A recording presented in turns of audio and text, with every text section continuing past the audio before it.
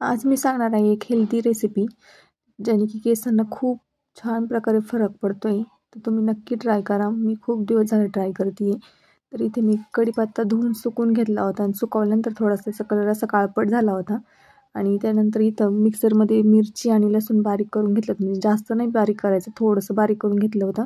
आणि हा जो धुवून सुकवलेला कढीपत्ता आहे तो तळून घेतला आहे. नंतर मी तो पण आपण आता मिक्सरच्या भांड्यातनं बारीक करून घेणार आहे. त्यातली मिरची मी काढून घेतली आणि कढीपत्ता बारीक करून घेतला, कारण की नंतर बारीक केलं ना तर ते तेलकट राहते भांडं. त्यामुळे मी आधी कढीपत्ता बारीक करून घेतला आणि त्याच्यानंतर ना शेंगदाणे थोडेसे ओबडधोबडनं फिरवून घेतलेत मिक्सरला. आणि ती जी वाटलेली मिरची होती ना ती पण पुन्हा शेंगदाण्यामध्ये घातली आणि दोन्ही सोबतच, म्हणजे एक जीव होईल ना त्यासाठी ना ते दोन्ही एकत्र बारीक करून घेतलं. आणि मग मीठ टाकून पुन्हा एकदा नाही का कढईमध्ये ना गरम करून घेतली मिरची पूर्ण.